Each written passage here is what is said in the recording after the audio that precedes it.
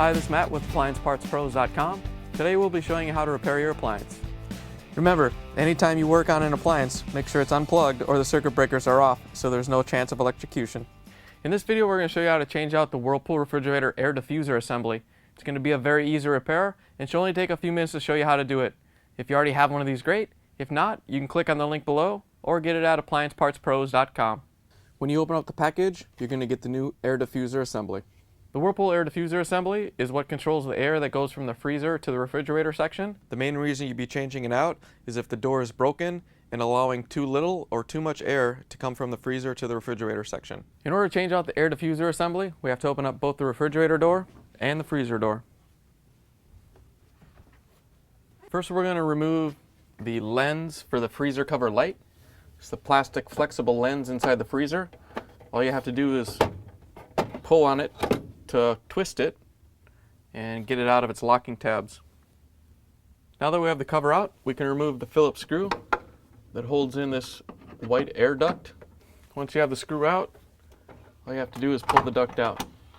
Now that we have the air duct out of the freezer side, we can come into the refrigerator side and take out the two Phillips screws that hold in the coverings so we can remove these covers to get access to the air diffuser.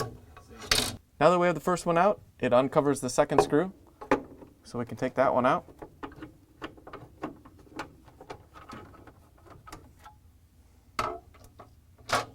Here we have the air diffuser assembly with the temperature control sensor and the control rod mounted into it.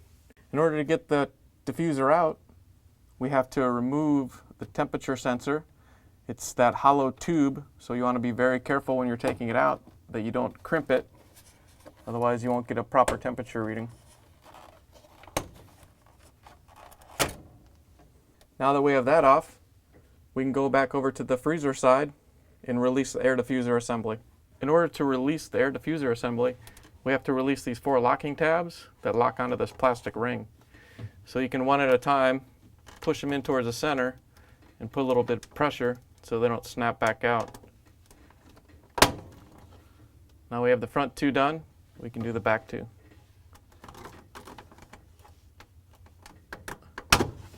Now that we have the 4 tabs released in the freezer side, we can pull it out into the refrigerator. And the only thing left holding it in is the control arm that comes back to the control section. The control arm goes into the air diffuser and it locks into the little plastic door that slides back and forth.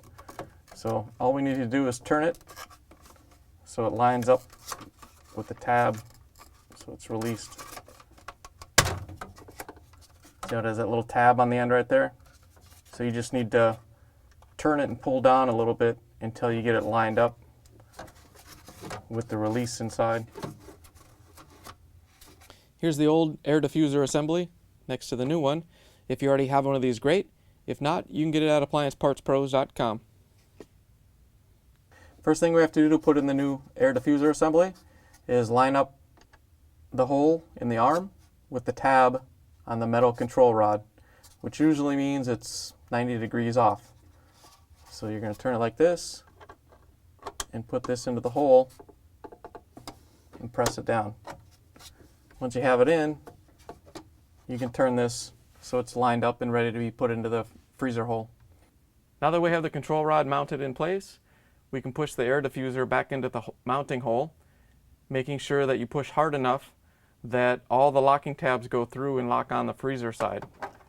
You may have to push pretty hard. With the new styrofoam and foam in there, it's going to be a little bit tighter than the original one was.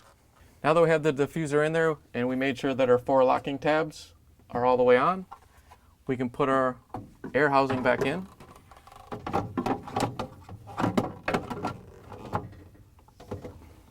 And put the screw back in.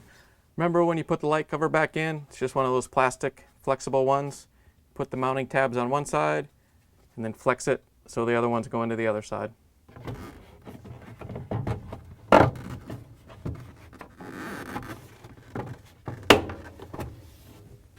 Now that we have the air diffuser mounted, the last thing we have to do is put the temperature sensor probe in here. All it does is go around these little snaps, just like when you took it off the old one. So all you have to do is press it into place.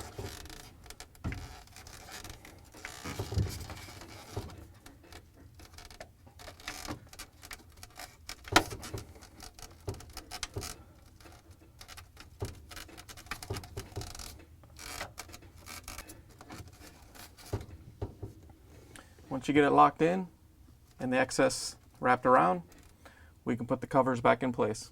To put the rear cover in, all you have to do is put the locking tab in the back wall and then put the screw in the front.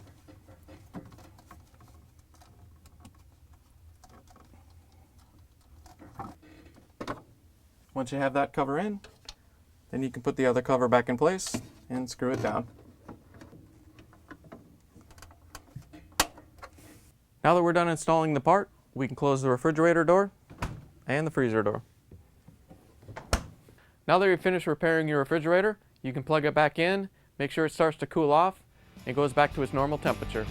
Thanks for joining us for another successful repair, brought to you by AppliancePartsPros.com. Check out our other repair videos on our site, Facebook, and YouTube.